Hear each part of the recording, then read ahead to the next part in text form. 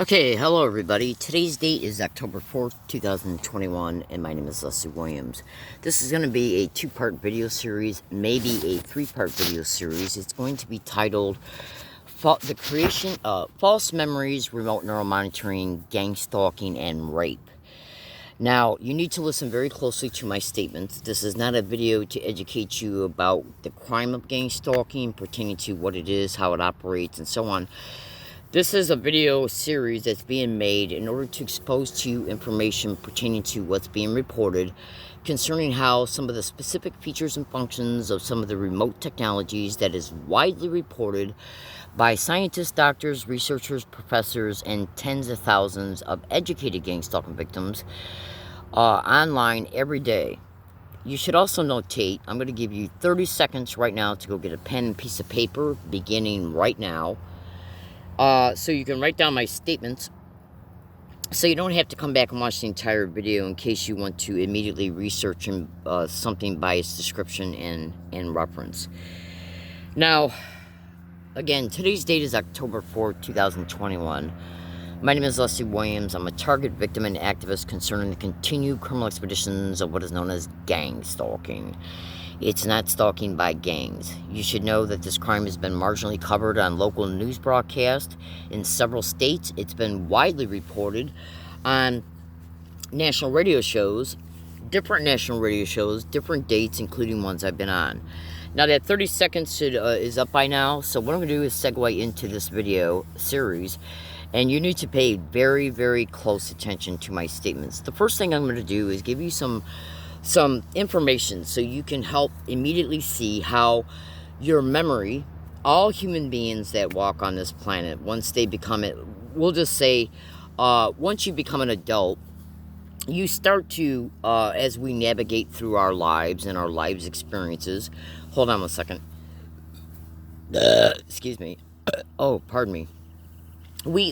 So I'm gonna talk to you when it comes to this example concerning how memory references can play a huge role in our thought composition, how our thoughts are made up in real time, which then can, no matter what nudges this thought, many things can nudge a human being's thoughts into the thought composition, which is basically how your thoughts are composed. Many different things can motivate a thought to be initiated to begin with.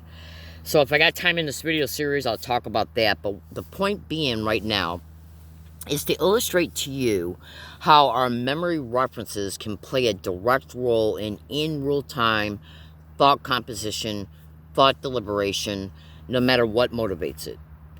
Now, when you go to Google and you research at Google, remember this, make sure you remember this statement. Write down my descriptions. Research each description. Harvest data that comes up from each research description, and then what you want to do is synthesize that information to the next description and the next one and the next one pertaining to this video series, because that's how you're going to be able to take every piece of the puzzle and put it together to be able to form a holistic pictorial representation in your mind pertaining to the subject matter. Because that's what I'm doing in this video series, is I'm breaking it down, the subject matter, so you can see each piece of information is part of the subject matter. Hold on. Hold on. Now, I apologize for these interruptions of burping and coughing, but I've been massively sick for the last 4.5 days.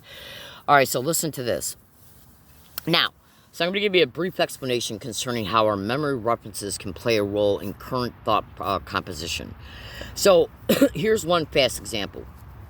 Say if you got a child who's been massively known by that child's family members to be a child that does not kind of listen to what he's told, at least when it comes to certain things, like don't go into the cookie jar and eat cookies without permission.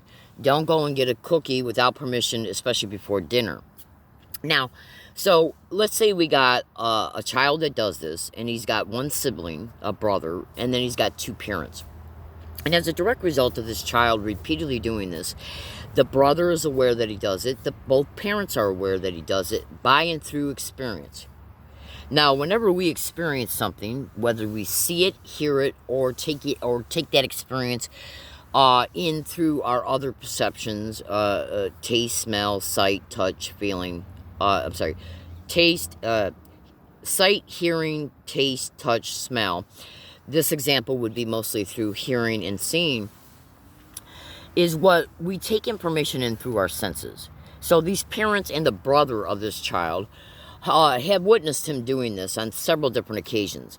Now, as a direct result of let's just say the parents seeing the child doing this, by catching the child doing this, each time the child was caught doing it, it became a visual memory in the parent's mind. The parents seeing the child, catching the child, taking the cookie out of the cookie jar, and therefore that then becomes a visual memory reference in those parents' minds that the child is doing this. As a direct result, each time the parent witnessed it, they had a resulting thought. You were like Jimmy, you were told not to go into the cookie jar and get a cookie without permission. Okay? Now the parent is saying that to the child within seconds of the parent catching the child doing it. When the parent caught the child doing it, he was seeing the child doing it. So when you see something, that becomes a visual memory. When you have a thought based on what you see, that becomes a verbal thought related to the visual memory reference. So how many times have you witnessed a family member or a friend do something that you would prefer them not to do? You maybe even have told that friend or family member not to do it. And then when you catch them doing it again, that reinforces that visual memory. Because when you catch them doing it again, that visual memory of that act on a prior date immediately becomes stimulated and becomes part of the current thought process of the in real time event when you're catching the person doing it again. That way, the brain is signaling to you that there's no way that this can be done again by accident. The child can't claim that he wasn't told it before, so he can't come up with some normal apparent excuse concerning why he's doing it again, because your memory is signaling you in real time when you're catching that child doing it again that that child has been told it before.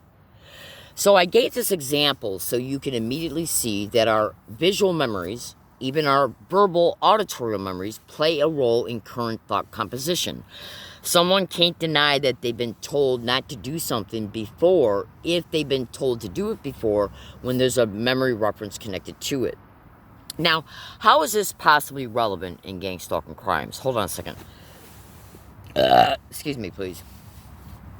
How is this, how can this be part, displaying this to you, say if you're out shopping and you've been shopping all day, you and your wife, maybe one or two of your kids, you've been shopping all day, you went to 7 different stores, it's now 4 p.m. at night, you want to go home and just eat and relax and unwind.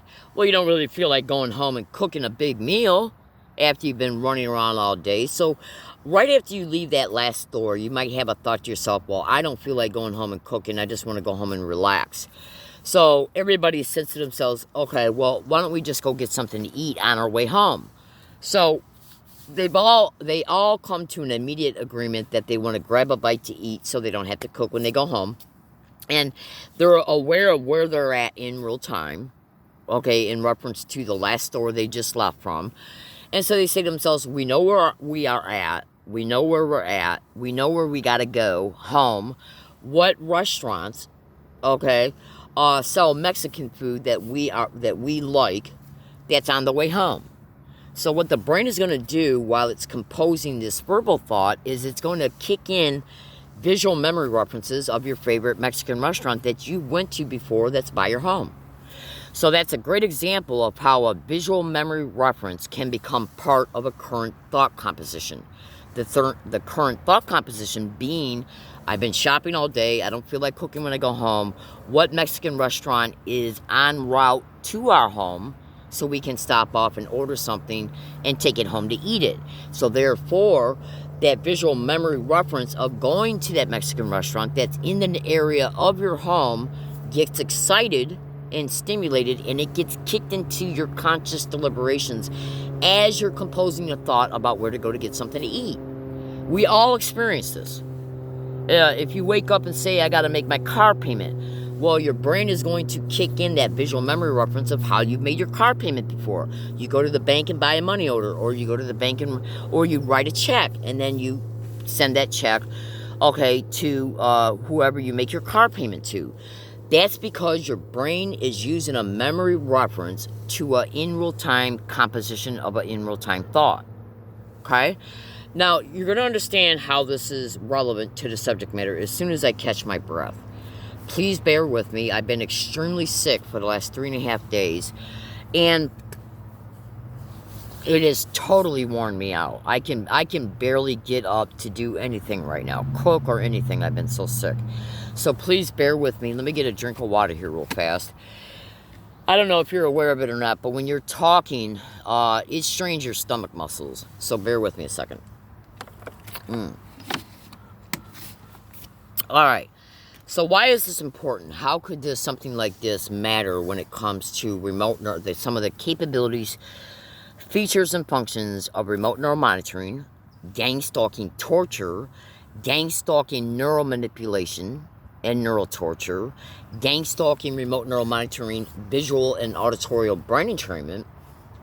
How can that all fit into the subject matter? Well, consider this and consider this well. I'm going to play some audio. Okay. Hold on. Hold on 1 second. Oh, Lord. I'm worn out. I'm literally worn out. So what I'm going to do in this particular video right now is I'm going to play you a segment of some audio that I just tape recorded a few minutes ago. So I want you to listen to this. This particular segment of this audio right now that you're about ready to hear comes from Techno Crime Fighters episode number 51 that is located within the Techno Crime Fighters playlist that is in the YouTube channel from Dr. Catherine Horton. Her first name is spelled with a K. Her YouTube channel its name is Dr. Catherine Horton Stop 007. Listen to this and listen to it well. Take notes concerning what you hear.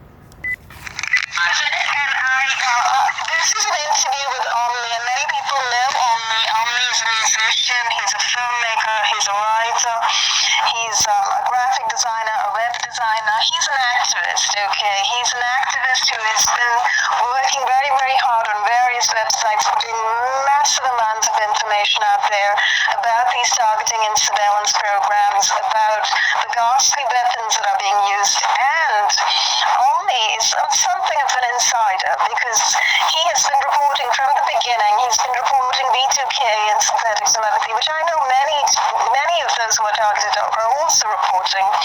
But he's been reporting being kind of drawn into this sort of secret enclave of a cybernetic network involving the very top, people from the intel agencies, people from further aspects of that big Bilderberg pyramid.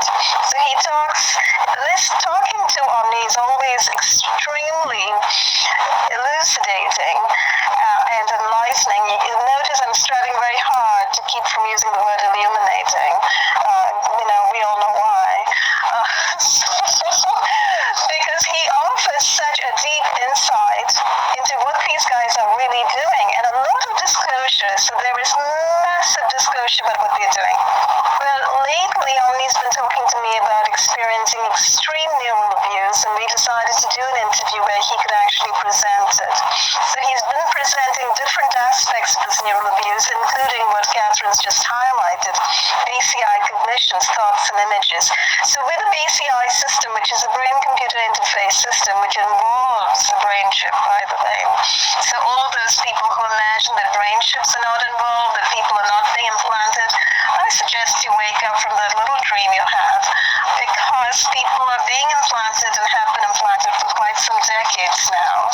And people are being neurally attacked with these implants. And forced speech is also something that Omni is reporting, whereby the neural inputs to one's vocal cords from one's own brain are being replaced through neural heterodyning with inputs from an external source via artificial intelligence, via a supercomputer, via somebody else's cloned brains. And that's being, piped into his brain, and he's reporting it. As you know, Chris Burton has also reported that, and I've done several interviews with Chris about it. Forced speech. One of the questions I asked Omni was, can you do anything about it? Can you stop this, can you stop these impulses? And he said, no, you just absolutely cannot resist. One of the main thrusts of Omni's interview was that he's being framed. He's being neurally framed. In other words, stuff is being pumped and piped into his head, right, by one group of thugs, right? Let's call them the CIA. And what they're doing is they're piping in synthetic images and putting words into his mouth, literally through forced speech, forcing him to verbalize and vocalize them. And then all the surveillance and monitoring that's being done by another group of thugs, say the FBI or the DOJ, I would imagine the FBI because they're connected with the DOJ, right? And we know that the DOJ is running these pre-crime neuromonitoring programs, predictive policing programs. There is information on that on the internet, and I have reported some of it in some of my articles, and I'll continue to do that, but you guys can just go and type neurocrime, type predictive policing into YouTube, and you'll find some videos. You'll find some neuroscientists talking about that who are working with the DOJ. So there's this other group of thugs, as I said, let's say that the FBI, monitoring and surveilling and picking up the impulses, monitoring the forced speech, monitoring the images, monitoring the brain, okay, via remote neuromonitoring, and thereby engaging in massive framing. And so he's also had V2K tell him that he's being framed, and he's being framed for his activism because he's actually reporting to the world what is going on and what he's hearing and what he knows about. And, this is a huge attempt to block him and to stop the activism. So I highly recommend that everybody read that article. And so I suspect that it's this article that has sort of set off alarm bells among the, intel hooligans who are trying to get away with this. And I should say also that both Omni and I were threatened during the creation of this interview. Through V2K, through Omni's V2K, he received,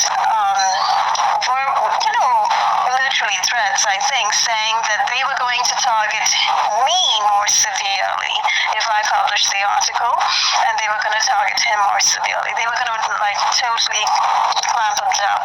So I think what Omni's done is a brilliant thing over here, because he's totally reported what has been going on, He's reported everything from the dark, deep bowels of these black opsters. So they think they can get away with it by maintaining silence, maintaining secrecy, and using V2K and synthetic telepathy to project their threats into the world. You see, who's going to believe that, we are in your head? So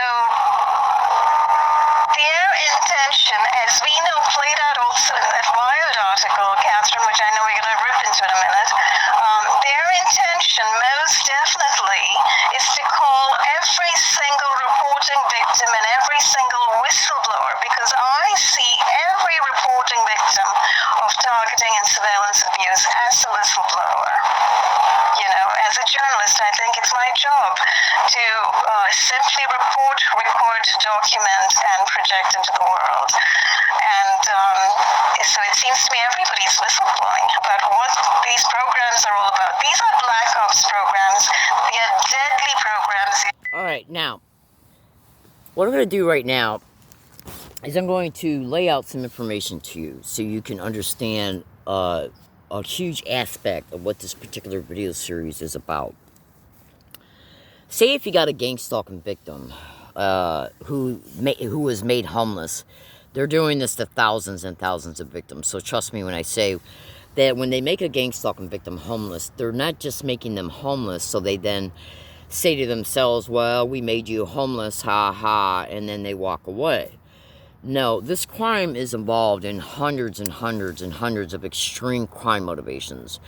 Now, when you go to Google and YouTube and you extensively research the fact that remote neural monitoring can put visual images into your visual cortex in real time.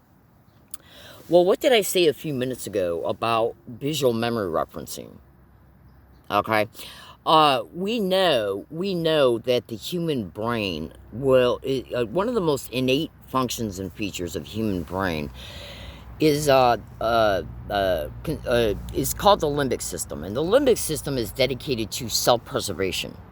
It is the most primitive aspect of our brain, and it's responsible for not just self-preservation and survival, but it's also dedicated to instinctual responses. So, say you got a gang stalking victim who they make homeless. And then once they make this victim homeless, they've been using it as a non-stop control mechanism, okay, of that victim, which can include, say if the victim down the road becomes a nationally recognized whistleblower as a result of being on a national radio show and exposing something that then got exposed all over the nation the very next day. And I know that probably sounds a little bit, I know there's, I know that by making that statement and not giving you any details to back it up, to help you understand how that's relevant, I can't go into details on every little small statement that I make, or otherwise that will take over the video. But let's say if you got a victim who they make homeless, who then becomes a nationally recognized whistleblower. Say if that same victim has been set up for extreme brutal crimes. Physical brutal crimes through physical people, including the use of voice-to-skull with voice morphing that helps set that victim up to be victimized in extreme physical brutal ways. And then when they seen that the victim became a high-profile whistleblower, they then decide to start using massive amounts of direct energy weapons, electromagnetic weapons, ultrasonic sound bone conduction torture on the victim non-stop every day, every night, including when the victim sleeps non-stop for 3.5 years. When before they only appeared to be using it concerning the direct energy weapons and the electromagnetic weapons maybe 3 or 4 times a week. Now it's full-blown, where it's non-stop used. Okay? So they know what they're doing to the victim remotely through these types of weaponry. They know that the victim, how educated the victim is about these technologies, but they also know that the victim knows that they're not going to allow the victim to prove through doctors, medical centers, medical clinics, hospitals, the judicial process, police, or anybody else. They know that they got the power through this program and through their positions. They know they got the power to keep that victim from being able to prove that they are being victimized by and through this technology, through the court system, through doctors, hospitals, medical clinics, the police, and so on. So they already know that they got that victim isolated within the crime and the continuation thereof, the non-stop continuation thereof. So they know that, okay, if the victim's got any physical evidence, the victim might get on YouTube and expose it, but, they sit back and they say, okay, well, maybe 30 people see it over 2 years, or 400 people see it on YouTube over 4 years. How's that going to stop us from doing what we're doing to that victim? Well, they already got this mentality against all victims. Just hear me out. So, they know that the victim knows how connected these filthy whores are. They know the victim knows that they control the police, including federal law enforcement whores, all intelligence agencies, all court proceedings, all hospitals, doctors, medical centers, medical clinics, all court proceedings. They know the victim knows this. So they torture the victim endlessly, sadistically, nonstop every day by targeting the brain, cooking the brain alive from the inside out, targeting the victim's heart nonstop. targeting the victim's organs, joints, bones, to the point to where the victim has even lost massive muscle mass and weight. Okay? They know what they're doing to this victim every single fucking day, because there's not 1 millimeter of this crime that can be perpetrated without conspiracy, malice aforethought, criminal intent. And we're talking about, they know every single millimeter of what they're doing to the victim pertaining to the depth and measure of each thing they do. And each intentional effect they're intentionally affecting in every motive. So they know that the victim is a nationally recognized whistleblower. They know what the victim knows concerning what I've already stated. Okay? So they just sit back and say to themselves, we're looking at the cost and the benefit. The cost that while she's still alive, she's going to expose what she can, at least through YouTube and on occasion through her blog. But that type of exposure is extremely minimal. Okay? They know the victim knows they're not going to be able to get any help. So they just look at the cost. A few people will see evidences that are produced from the torture. Okay, like the electromagnetic weapons, burns, and much more. Through YouTube is extremely minimal compared to all we got to do is continue to target her, and she'll eventually come down with multiple forms of cancers and or other health maladies. She'll end up dying. We'll achieve our motivation while the exposure was extremely limited. Because they already know that the average Joe, they already know the average millionaire is not going to be able to help this victim. Like if it was a super lawyer. Because they control everything. These filthy, criminally insane, mass murdering whores control everything. So they're just looking at cost-benefit analysis. And they're saying it's worth the exposure. Okay? Because we're never going to allow the victim to prove a damn thing in court. So check this out. How would you then prevent that victim from getting up and standing on a sidewalk, not blocking anybody concerning their passage away, okay, with a big poster saying research gangstalking and mass shootings, electromagnetic weapons torture, human trafficking, rape, gang rape, the police, universities? They would not want that victim, who they know is a nationally recognized whistleblower, to be standing anywhere with a big-ass white sign with black lettering describing that type of shit. So what's many of the different ways that they would prevent a victim from doing something like that?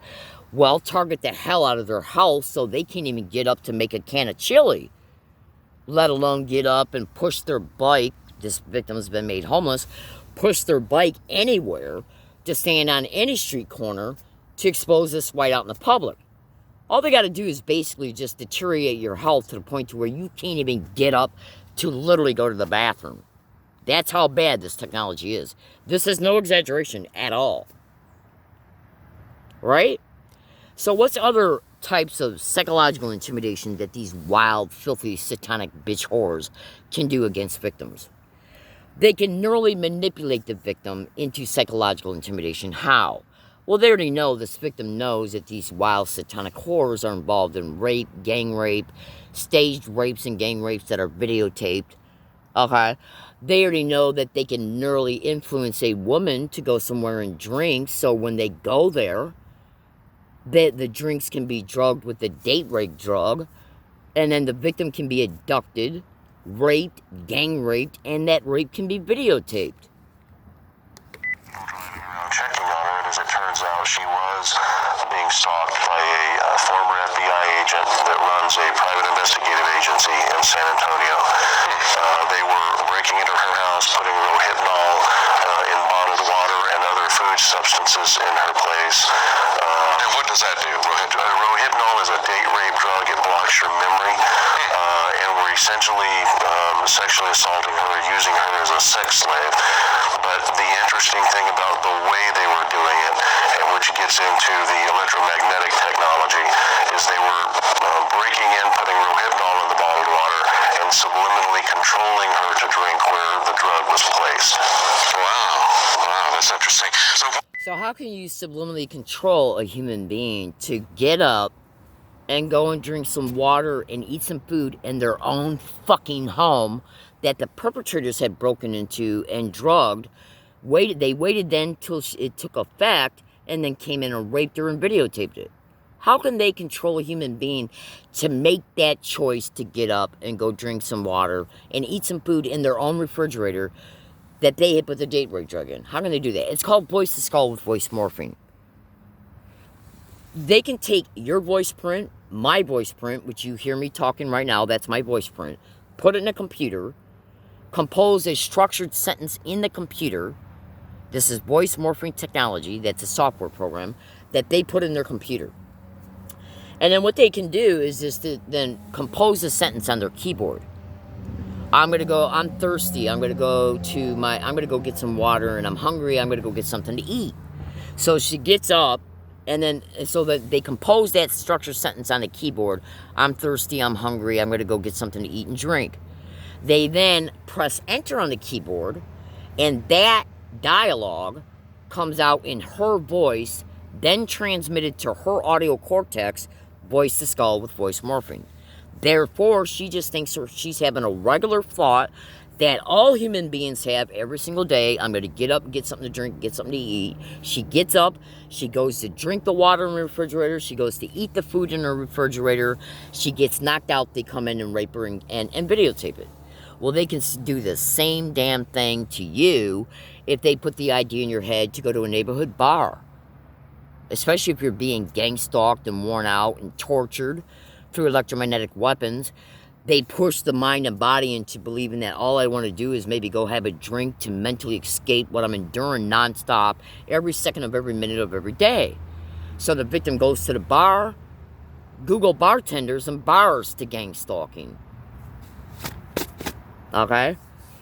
And we're talking about a woman who never drank before in her entire life.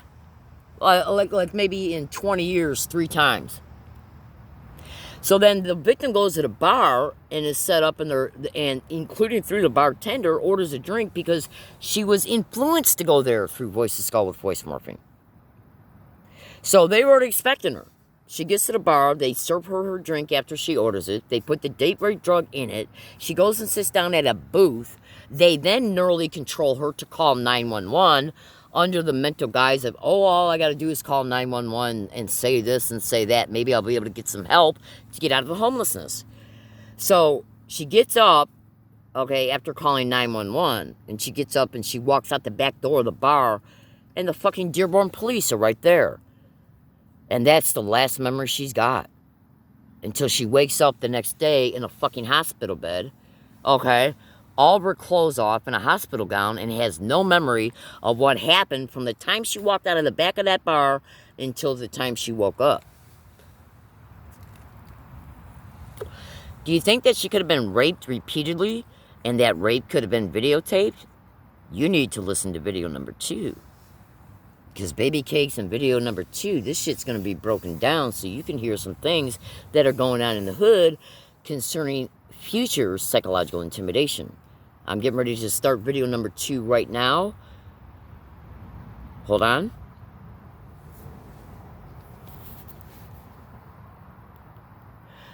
Okay, this is video number 2 of the video series. Memory mapping, visual memory references, remote neural monitoring, gang stalking, and rape. Now, in video 1, where I left off at was I was discussing about how voice to skull with voice morphing technology. Bear with me 1 second. I got to rewind something, so bear with me 1 second.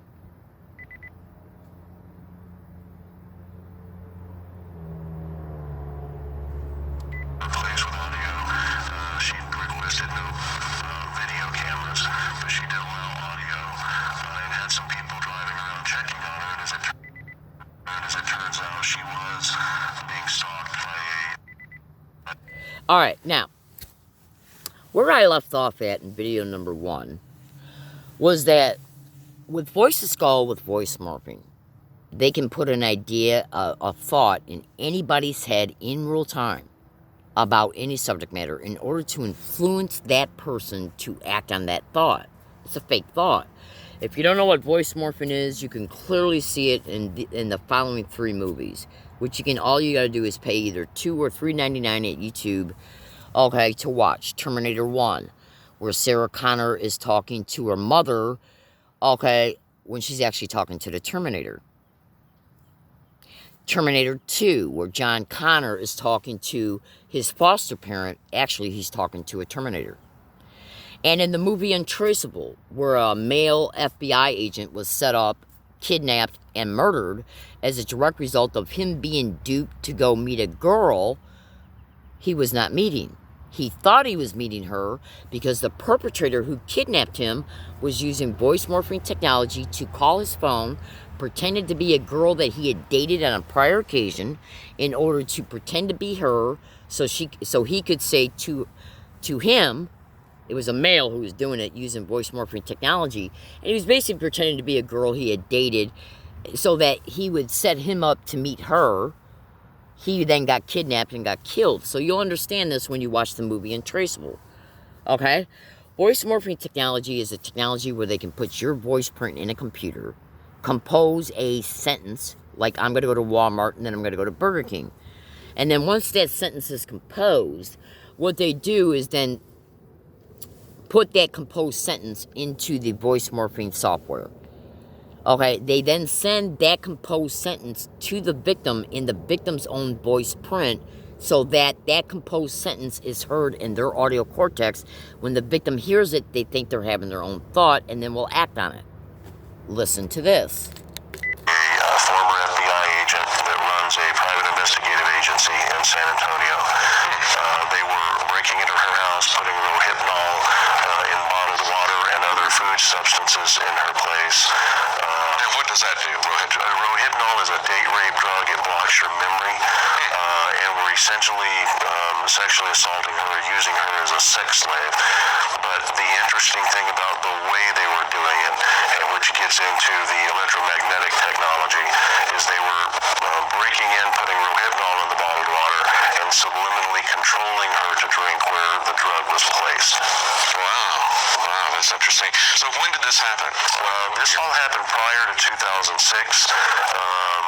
Because this has been an open secret for some time, and it's something that's not talked about very much, although we do have articles here from the Washington Post, we've got articles from Wired Magazine. They've been talking about this here and then, and articles since the early 2000s, so you can find some articles going back earlier than that even.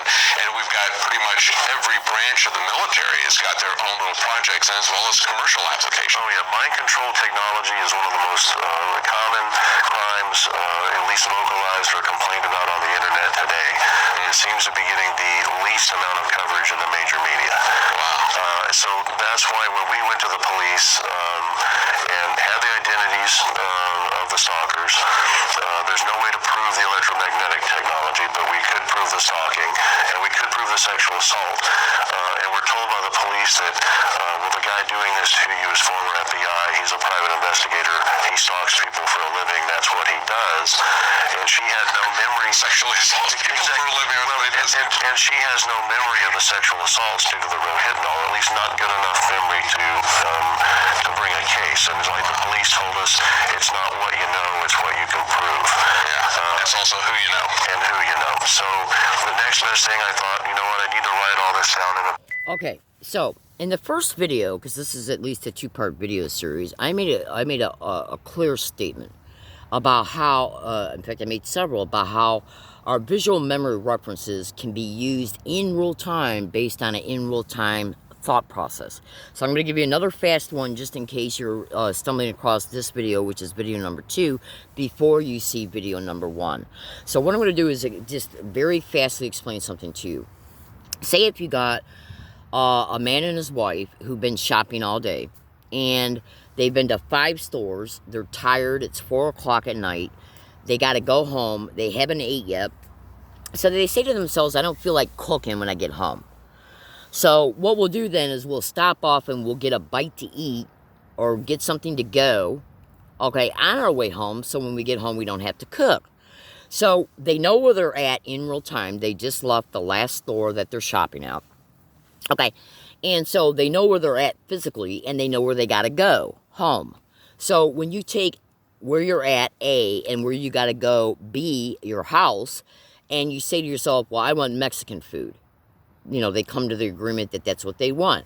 So then they're composing a thought as they're making the choice that they don't feel like cooking, They got it. They want to go home from where they're at, and they want to get something to eat on the way home. This is a thought composition. This is how their thoughts are being born based on the need and the want.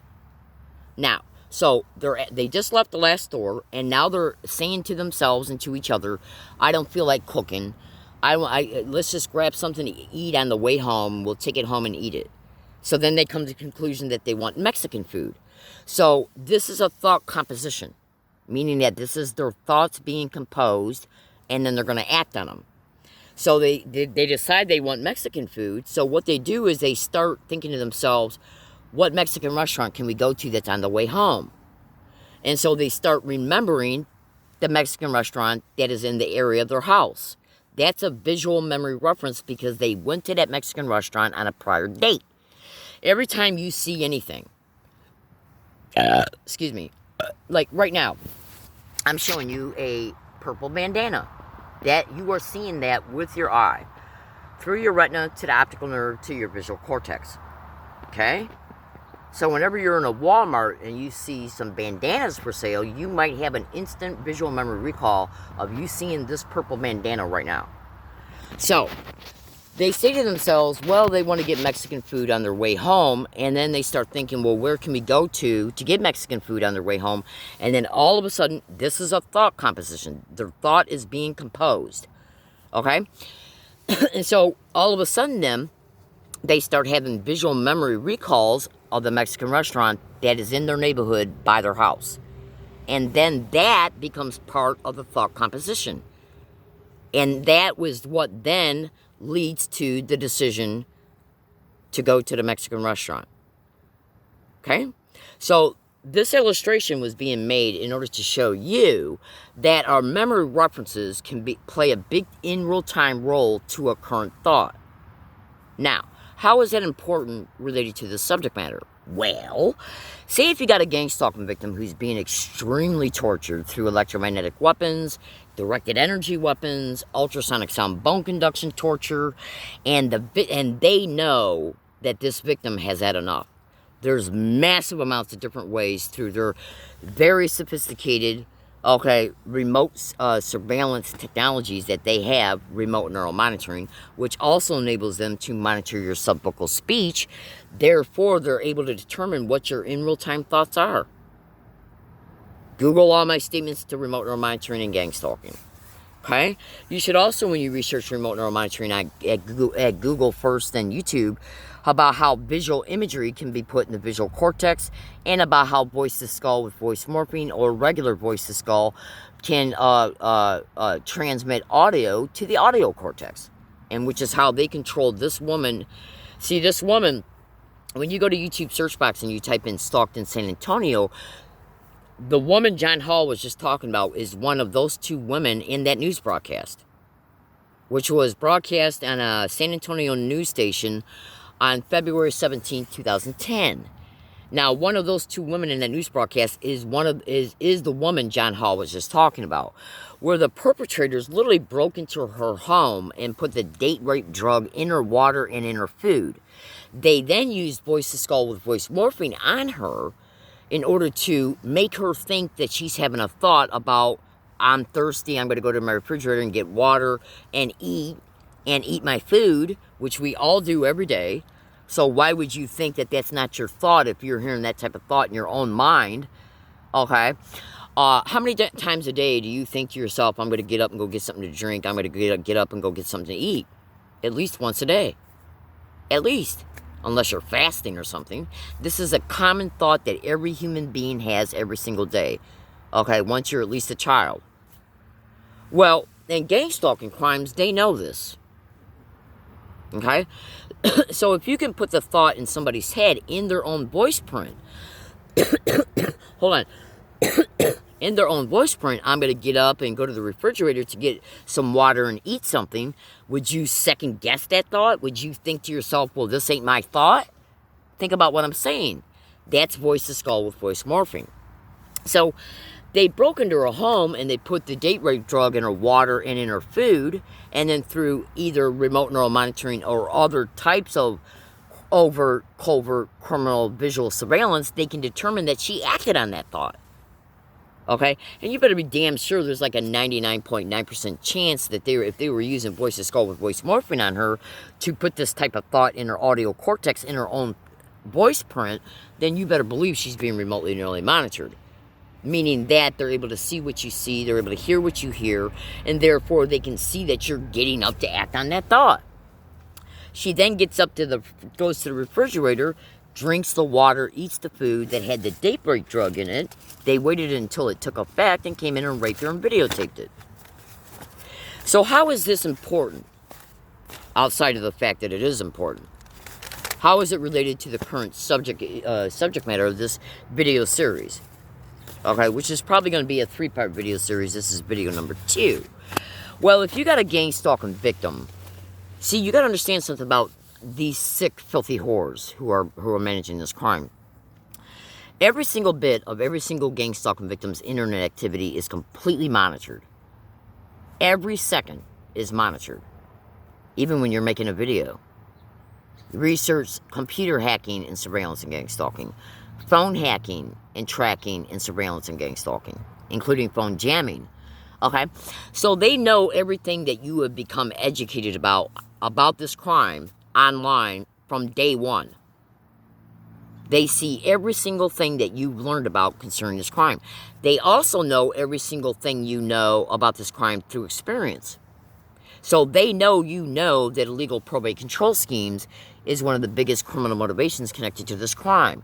They also know that same victim knows that recorded rapes and drugged rapes are videotaped concerning this crime. So imagine you being an average person taken out of your fucking home through this crime, and then the homelessness being used against you, and then you finding out either through experience and or educated knowledge that illegal probate control schemes is a part of this crime, where they will claim you're mentally ill or a threat to yourself or others and or can't take care of yourself. Okay, you staged events to bring you before the court, then claim you can't take care of yourself and or that you're a threat to yourself or others and or that you're mentally ill, and then petition the state to make you a legal ward of the state so that you're then put in a group home. A group home that is owned by the organized crime that's hosting the gang stalking of you that made you homeless.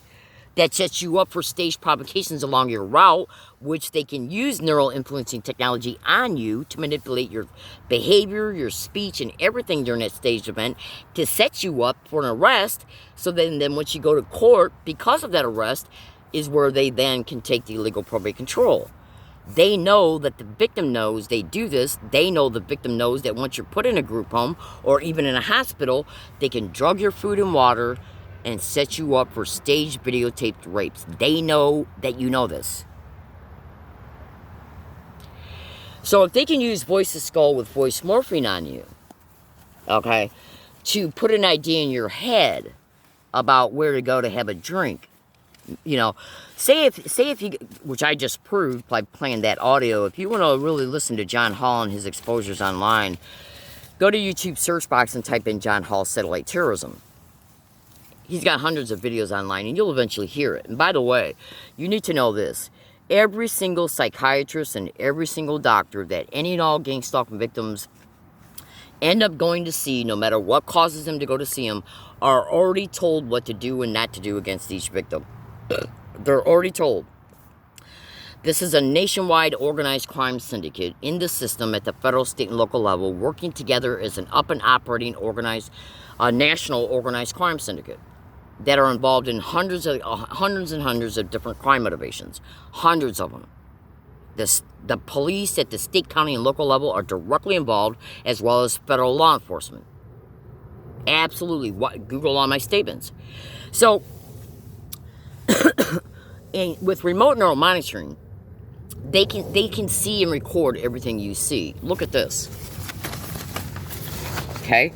These are non-consensual remote neural monitoring islands implants in my eyes right now. These are light crystal, okay, biofilm ocular islands implants. Having these in both my eyes, which they're still there, that allows them to be able to send visual images to them and video streams. Okay? So say if they use voice to skull with voice morphine on you, right? And you're a gang stalking victim, okay? And you're being tortured through electromagnetic weapons, directed energy weapons, ultrasonic sound bone conduction, and you are being hit with voice to skull with voice morphine, and you don't know about it yet. Even after you've discovered gang stalking doesn't mean that you're educated yet to know about voice to skull with voice morphine or remote neural monitoring. So, say you're a gang stalking victim who is being extremely exploited and extremely sadistically tortured endlessly while they're putting up with non-stop, massive, community-based gang stalking everywhere they fucking go. Grocery stores, universities, libraries, banks, post offices, every single place you go, you're being subject to one form or another of community-based harassment connected to gang stalking crimes, which most of that is directly connected to brain entrainment, visual and auditory brain entrainment, which is directly connected to remote neural monitoring. Okay? So, say if you're a gang stalking victim who's been sadistically tortured, already human trafficked, made homeless, and non-stop suffering every second of every day, including when you're sleeping, non-stop sadistic torture. All fucking day, every day, even when you're sleeping, non-stop. That's wearing out the body, the mind, the soul, the spirit, and the finances. So they can easily, while you're in that state, that non-stop state where they're wearing the body and mind out intentionally non-stop every second of every day. Okay? So they know where the victim's at because remote neural monitoring allows them to monitor all your neurological and biological systems so they can see how fast your heart is beating, how fast you're breathing, okay, how well your body is dealing with the exhaustion. They can see everything because they're fucking murder maniacs. That's all they are. So they can see that you're worn down and worn out. Okay? They can also see where your brain's at pertaining to disassociated states from the trauma.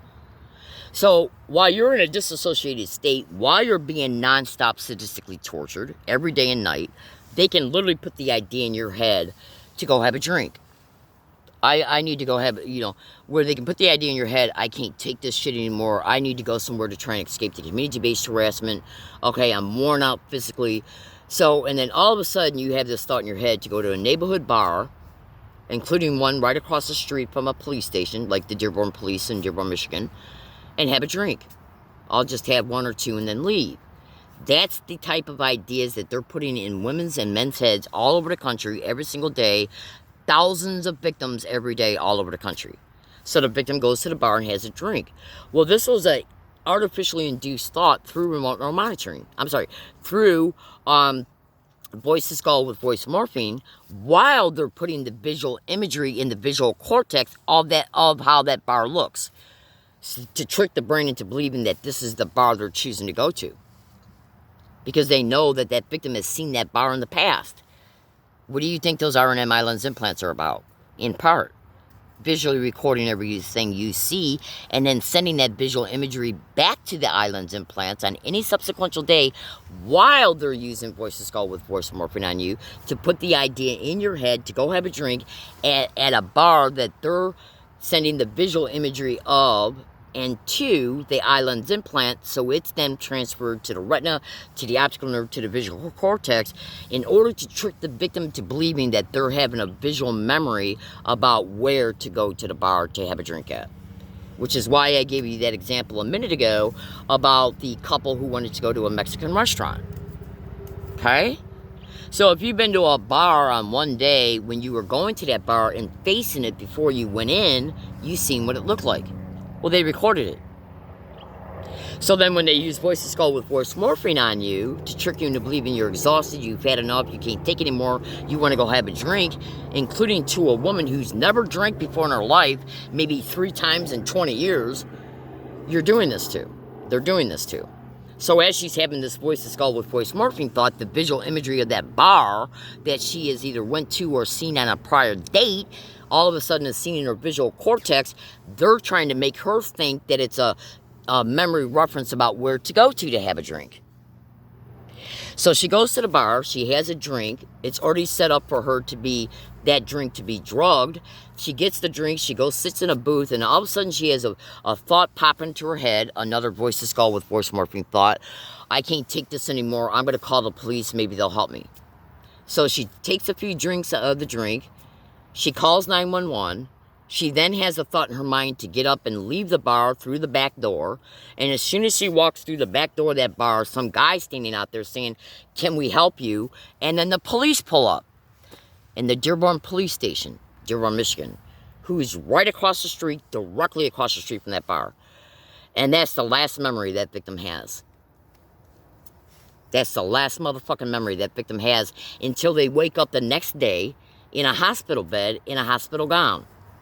So what happened between the time that victim got in that police car until the time the victim woke up in the hospital the next day in a hospital gown? What happened? Was the victim brutally raped? Was that rape videotaped? Why is this important outside of the fact of what's being exposed? Well, later on down the road, the victim becomes a nationally recognized whistleblower. Okay? And they know that they're brutally torturing this victim every single day, non-stop, every single day, with extremely high levels of electromagnetic weapons, directed energy weapons, extremely high levels of ultrasonic sound bone conduction torture, and they know that they have pushed that victim to the point to where the victim has said to themselves, "I ain't taking this shit no more." So the victim buys a big poster board from Amazon. You know, the type of poster boards, these big white poster boards, and says to themselves, "I'm buying this big white poster board, and I'm going to take a big, gigantic black magic marker, and I'm going to write on it, research gangstalking and state and mass shootings, and rape, and gang rape, and police, and universities, okay, and so on." And with the intent of creating this poster board and standing on a sidewalk, not obstructing anybody's ability to walk back and forth and not bothering a soul, and stand there right at an intersection and hold this big ass sign up, because the victim has no other recourse of getting any help whatsoever, because these wild, sick, sadistic, mass murdering, filthy animals have every single thing controlled. The courts, the police, the doctors, the hospitals, the medical clinics. Every place the victim should be able to go to get help concerning any and all crimes are directly controlled and infiltrated by these sick satanic rats to begin with. They know the victim knows this through experience and through either experience and or educated knowledge. So the victim is saying to themselves, "What the fuck can I do to save myself?" Nothing.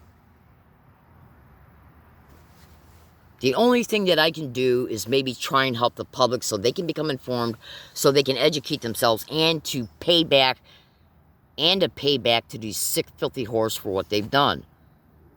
So the victim buys the poster board and says this to themselves: "Well, if you're being remotely monitored, they can monitor your subvocal speech so they can determine that you're getting ready to do this." So they torture the fuck out of you with electromagnetic weapons to make you so sick you can't even get up to make something to eat, let alone get up and go protest. Legally protest. Your right as an American, as a human being. Okay?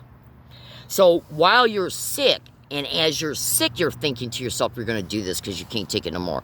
And then all of a sudden, while you're laying there helpless and sick, okay, you start seeing this visual imagery in your mind, in your visual cortex, of you laying down on a bed, knocked out, being raped, and your head is bopping back and forth. Like somebody's on top of you, doing the thrust on top of you, of having intercourse, while your body is limp, while your eyes are closed, while you can see your face, okay, with your eyes closed, while your head is going back and forth because the asshole that's on top of you is raping the fuck out of you. Do you think they can do something like this to you after they set you up for a drug drink, and then videotape it, and then send those visual imageries back into your visual cortex while you're having B2K with voice morphing thoughts that if you get up and protest, they're going to set you up, arrest you, gain illegal probate control of you, and then this is what's going to happen to you? Because they know what the victim knows, so they're tricking the victim's mind into believing that this is their current thought about what can happen to them if they get up and protest. Welcome to Gangstalking. Psychological intimidation, my fellow American citizens, plays a huge role, just like when a kid is caught in a cookie jar. Okay? When that kid's hand is in the cookie jar and he sees his parents walking towards him, wagging their finger, saying, "Stay, get out of that cookie jar. If you do it again, I'm going to spank you." That child has now got a visual memory reference of that parent threatening them to hurt them as a result of going into that cookie jar. Because the child is seeing the parent approach them with the parent's finger wagging at them up and down, saying, you were told before not to do this, you're now going to get a spanking. So that now becomes a visual memory reference in that child's brain. Therefore, whenever that child walks by that cookie jar again, he's going to remember when he has that in real-time thought not to go into that cookie jar, because every time he sees that cookie jar now, he's going to have that visual memory reference of what he saw the last time he was caught. Same concept. Why do you think they're staging the brutal rapes of women all over America? Why do you think they're recording them? Why do you think the police are some of the biggest wild whores all over the United States being implicated in this crime? So go to Google and type in at Google, staged videotape rapes and remote neural monitoring. Voice to skull with voice morphing. Okay? Because think about this, if you're laying on a bed and you're being raped, you're not seeing yourself being raped. Okay? Even though some rape victims have reported by and through disassociation, where they said that they feel like their mind floated up, you know, to the top of a ceiling, was able to see themselves being victimized. That's not what's occurring. What's occurring is that when they set a person up for a rape, they're videotaping it. And then they're taking segments of that videotape raped and sending it back to the visual cortex of the victim in order to force the victim's mind to see their own self-image being fucking raped. And using it as a mechanism tool while using voice to skull with voice morphing on them to make them think, okay, if I get up and protest, I can get set up for an arrest. Okay, they can put me in a group home and then I'll endure non-stop videotape rapes while you're seeing yourself being raped in your visual cortex. This is thought composition, artificial thought composition connected to gangstalking crimes, visual memory references, and remote neural monitoring. So in closing, go to Google and type in at Google the following in the following way that I state. Okay, you ready? Write this down. Dr. Hildegard, her name is spelled Hildegard, Dr. Hildegard Staninger. Okay? Brain implants and messages, nanomachines, and the creation of false memories. And I want you to know, in that book, guess what's shown in them? These are in my eyes right now. Now, let me put on my glasses because I'm going to show you something here. This is the sixth sadistic, okay, this is literally going on, okay, all over the country. Oh, absolutely. And by the way, when they make you homeless, they constantly threaten you with arrest of being homeless by staging events at wooded areas. They will also go out of their way to let you know that if you're set up for an arrest for anything and put in jail for more than 29 days, you'll lose your Social Security and Social Services. Yeah, they'll let you know this because that's done for psychological intimidation, because they know that you know that it takes money to survive. All right, hold on. I'm looking for my glasses. They know that you know it takes money to survive. They know that you know that they're involved in staged videotaped rapes, human trafficking, okay, and they know that you know that Social Security and they know that you have caught Social Services and Social Security participating in this crime. So it's just their way of saying to you, look at all these places we're showing to you that we're in control of. So what you want to do, I couldn't find my glasses, and I'll probably find them as soon as I get done making this friggin' video. Bear with me a second. Okay, hold on one second. I want to show you something here. This is what gangstalking victims are being forced to endure every fucking day. What would be one of the biggest ways to psychologically motivate a person not to do something? Well, you make them think that if they're gonna do it, then they're gonna be set up for extremely brutal crimes. So what you want to do is you want to take this YouTube URL link. These are my eyes right here. These are light crystal ocular. Do you see how those lights look like little beads? Okay? Those are light crystals. Okay? Now, when you bring up this YouTube URL link, watch it. This video shows you the book I just got done telling you about, and exposes some of the features and functions of these biofilm remote neuromonitoring lens implants. By the way, I bought some chicken from Vaughn's grocery store on September 30th, 2021, just a few days ago. Okay? I took that chicken and went to a wooded area. I was at the wooded area for about 45 minutes to an hour before I ate it. I then ate it, and I've been deathly sick ever since. I've got hundreds and hundreds and hundreds and hundreds and hundreds of audio files showing people, including managers, employees, and people coming in acting as customers, including deli managers and employees, repeating "gangstalk, oh my god," and "suck dick" every single time that I've been at that Vaughn's. And I'm going there tomorrow. So I guarantee you their electrical outlet that I've been using, which they gave me permission to do so, to charge my chargers, is either going to be blocked with grocery items, somebody's either going to be in the possession of it, or it's going to be locked up, or they're going to tell me no one can use it anymore. You should also go to Google and YouTube and research food poisoning and gangstalking. Okay, was I hit with directed energy weapons at any and all times while I've been deathly sick for the last 3 days? I literally shit my own pants, okay, and threw up, okay, for 18 straight hours. It was so bad to where even when I coughed like this, shit came out of my underwear. I mean, came out of me in my underwear. That's how sick I was. I excuse the graphic language, but you need to know what I've endured here. Okay, just in the past fucking 4 days. I want to thank you for listening, my fellow American citizens. If I decide to make a third video, you'll know it because I'll state it at the beginning of that third video that this is video 3 of this 3-part video series.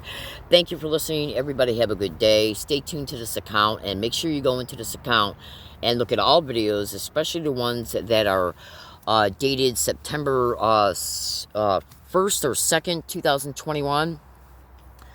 And the very first video dedicated to this YouTube account. The very first video that was created. I gotta go because I don't feel good. Everybody have a good day. Stay safe out there and research what I expose.